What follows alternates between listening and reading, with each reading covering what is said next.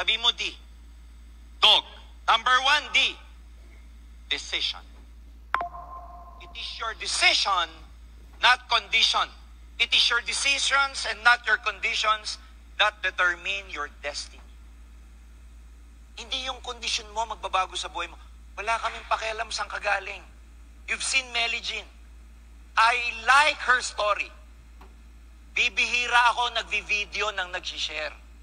Kanina, vini-video ko si Melly Jean. Anak ng farmer. Ano condition nila? Mahirap. Ano condition nila? Simple family. Anak ng farmer and everything. She was an ordinary individual, graduate of BSBA, cum laude. But she made a very, very serious decision of really changing her life. Tonight, you will have to make that same decision. The decision, a really serious decision, na ikaw gusto mong baguhin ang buhay mo. Decision na maniwala sa sarili. Tonight, mag-decide ka na maniwala sa pangarap mo. Maniwala sa sarili. Tonight, make a decision of changing your friends. Lahat ng taong di naniniwala sa inyo, let go of them. Tonight, you will have to let go of your personal dramas in life. Ngayong gabi, bago ka umuwi, makipag-break ka na sa drama mo. Matagal ka nang pinahihirapan yan. Tama na. Decide to break up with your personal dramas in life. Tama na. Mamaya bago ka umuwi, sabi mo kay drama, break na tayo. Pag uwi mo, iba ka na. Decide to work hard. Decide to believe in your dreams. Decide to change your circle. Decide to learn. Decide to make personal sacrifices. Decide that you want to make your dreams come true. Everything starts with a decision. Kahit manood kayo ng manood ng inspirational story dito, from John Albert to Melly Jean to Mylene, kahit ulit-ulitin nyo, but you never make a personal decision of really changing your life, everything will remain the same. Start to change. Decide to change. For things to get better, you have to be better. For things to change, you have to change. Kaya tulak mo yung katabi mo, change! Sa kabila naman, change! Pero ilagay mo sa puso mo. Ilagay mo yung kamay mo sa puso mo. Sabihin mo sa sarili mo, I will change. Second D, after decision, discipline. Ganda nung sinabi ni Miss Mylene. 5 buwan na siyang hindi kumakain ng donut. She lost what? 10 kilograms. Tama ba, May? She kept on looking at the screen. Tinitignan niya yung sarili niya sa screen. Ang luwag na nung sleeves ko. Wala na yung belly ko, lumiliit na. Alam nyo, sa ECOVI, ikaw ang mahihirapan, ikaw ang luluha, ikaw ang mapupuyat, ikaw ang iiyak, pero ikaw ang makikinabang sa lahat ng paghihirapan mo. Nahihirapan si Miss Mai. Sino ba sumisexy? Di ba siya rin? Di ba siya rin? Ang mahirap sa lahat yung ikaw, nahihirapan, tapos iba nakikinabang. Ang hirap nung siya nagda-diet, may disiplina, iniiwasang mag-rice, iniiwasan ng donut, pero ang pumapayat si Mike. Ang hirap nun. Ang hirap nung nagja-jogging ka, pero yung katabi mo sa gym ang pumapayat, hindi ikaw. But that's not AIM Global, that's not EC, that's not OVI. Again, I tell you, establish that kind of discipline. When you say discipline, may personal sacrifice, it's okay.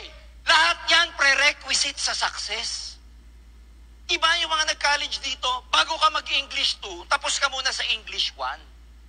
Ang tawag doon, prerequisite. Nahirapan ka? Prerequisite yan sa tagumpay mo. In-Indian ka, yung pay-in mo, pay-in na, naging bato pa. OFW, mapapapayin mo na, sinulot pa. Buset! Lahat yan prerequisite. mo yan. Lahat yan mabibilang mo. Pero pag dumating ang blessing mo, hindi mo mabibilang ang magiging blessing mo. Sometimes, we complain a lot. Pero tandaan nyo ito, sasabihin ko, and I've learned this from one of the mentors that I had, or I have. Sabi niya, ang problema mabibilang mo sa daliri. Kare, problema mo ngayon, wala kang pera, isa. Pangalawa, wala kang love life, dalawa na. Pangatlo, kulot ka, gusto mo mahaba buhok mo, kulot ka. Pang-apat na problema mo, maitim ka, gusto mo maputi ka. Bilangin nyo problema mo. Ang problema nyo, finite. Pero bilangin mo blessing mo, infinite. Infinite. You have 2 eyes that can see. You have nose that can breathe. You have a functioning kidney, functioning liver. You have functioning ears. You have a roof. Eat 3 times a day. You have loved ones, you have family. Personal pa lang yan, di mo na mabibilang. Kaya pag binilang mo yung problema, finite. Pero yung blessing mo, infinite. Hindi mo mabibilang yung blessing mo. Ang marami, you just focus on your woes. You just focus on your problems, but you never see your blessings. The mere fact na nandito ka, kahit hindi ka pa ina-awardan, kahit hindi ka pa umakyat dito, blessed ka na. Because hindi lahat tinawag sa AIM Global, hindi lahat tinawag sa EC, hindi lahat tinawag sa OVI, hindi lahat binigyan ng vision na katulad mo. Di ba yung nakita mo, nakita din ng kaibigan mo? Yung bilog-bilog na nakita mo, yung di naman nakita ng kaibigan mo? Pero bakit ayaw niya? Ikaw baliw na baliw. Kasi hindi siya binigyan ng gift of vision. Ikaw binigyan ka ng vision. Doon pa lang, guys. Panalo ka na. But you have to pay the price. Nandito ka na eh. Wala ka na dapat exit dito. Isa lang ang exit mo. Success lang dapat ang exit mo dito.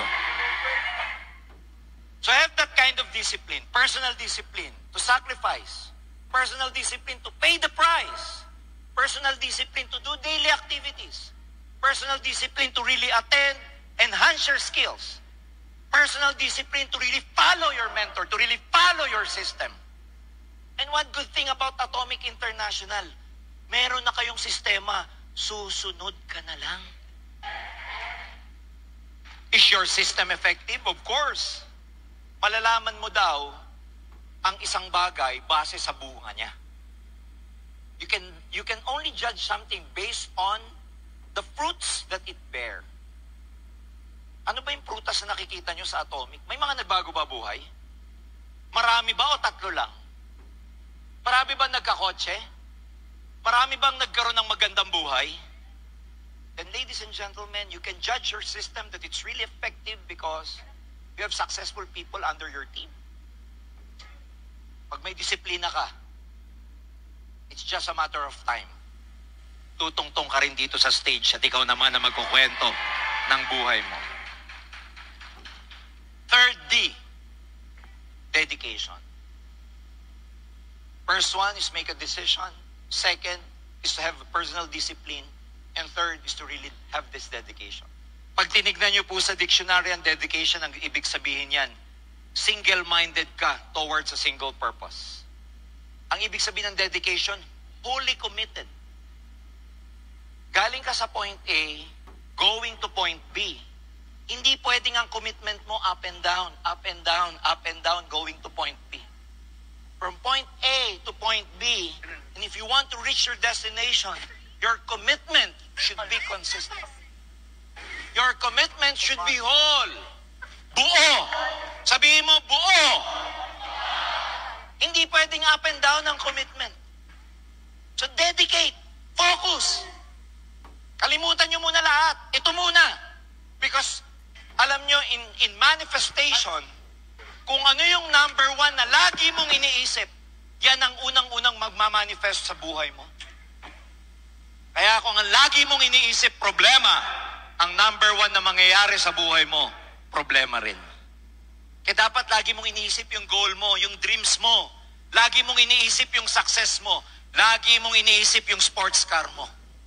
Lagi mong iniisip yung cash na bibili. Nagbubulungan kami ni Jasmine kanina. Sa testimony ni Melly Jean, kailangan laging merong cash sa dulo. We bought the car, cash. May sinabi na naman siya sa dulo, cash. Hindi narilimutan yung cash. Ilan ba dito yung pagod na sa pagtitipid? Nag-e-enjoy ba kayo sa pagtitipid? Yes, ang tipid ko. Di ba masarap yung freedom? Because if you have financial freedom, you can choose. Pero pag wala kang freedom, wala kang choice. So ladies and gentlemen, for the next few years, I was really inspired from John, dating tambay. He made the decision. It is not his condition that shaped his destiny. It was his personal decision. Melly Jean is the same. Pailin is the same. Then nagkaroon sila ng discipline. And third is, they dedicated. Si Mai, 18 years of her life, she dedicated here. Pero tingnan mo naman, gripo pa lang. Hindi ko malimutan yung gripo. Hindi ko malimutan talaga eh. Kaya ko pang lunukin yung sopa, yung chandelier. Hindi ko kaya yung gripo.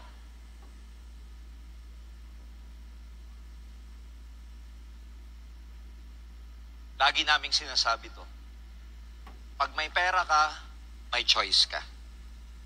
Pag wala kang pera, wala kang choice. Pag may pera ka, pag nandito ka, at sawa ka na dito, anytime pwede kang bumaba. Sawa ka na sa kotse, pwede mag-tricycle ka. Sawa ka na sa steak, pwede magdilis o tuyo ka. Sawa ka na sa 5-star hotel, pwede mag-motel ka muna. Pag nandito ka, anytime mong gustong bumaba, pwede. Pero pag nandito ka at gustong-gusto mong umakyat, hindi mo magawa. Kunwari, sawa ka na sa tuyo, ano pa mas mababa? Wag na lang kumain.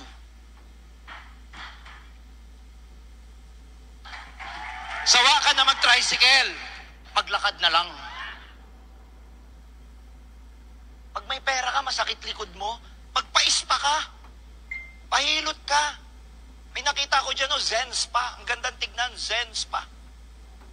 Pag ayaw mo na yung kulay ng kuko mo, pumunta ka sa nail spa. Ayaw mo na yung kulay ng buhok mo, punta ka sa parlor. Pero pag wala kang pera, pag masakit likod mo, tiisin mo na lang. Pag wala kang pera, ayaw yung kuko mo, ganyan talaga. Puro lupa. Sa dulo. You get my choice. Nothing wrong with being poor. I was there. I've been there. I know the life of being helpless. You have no choice. Money may never solve all your problems. But believe me, money can solve a lot of things that make you unhappy. Hindi kayang isolve ng pera ang mga problema. Pero marami tayong problema na dahil hindi tayo masaya, nasusolve ng problema yung hindi natin pagiging masaya. So make your choice tonight. Ready. Make a decision. You have to change. When you go home tonight, iba na. Bukas dapat iba nga na bangis mo. Pag lumabas kayo ng bahay, pag nag-online ka, dapat sinasabi mo sa sarili mo, nasa na kayo mga recruit? Nasa na kayo? Dapat umuusok yung ilong mo sa gigil. Yung bang pagkatinignan ka, pag napatingin sa'yo, hindi mo pakakawalan. Have the discipline. Kahit mahirap, tuloy. You know, the real test is not when things are going well. The real test is when things are hard. Kasi dyan nadidevelop yung karakter mo pag nahihirapan ka. You know, success is a poor teacher. Success never teaches you anything. It is hardship that teaches you a lot of things. Diyan ka gagaling pag nahihirapan ka. Kaya pag nahihirapan ka, i-welcome mo siyang blessing. Gumagaling ako dito, tumitibay ako dito. Because the truth is, failure reveals yourself.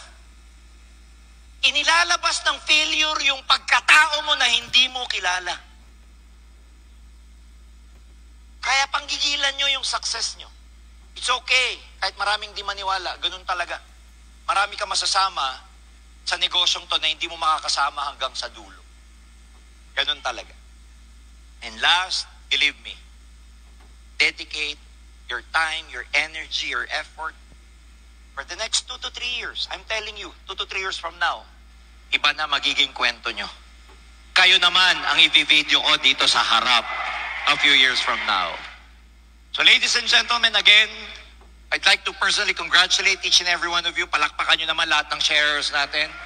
Palakpakan nyo yung founder nyo, si Albert Jasma, and all the Directors Club here. We are very, very proud of you. Let's all have fun tonight, and I'll see you again tomorrow. God bless Atomic International. Thank you!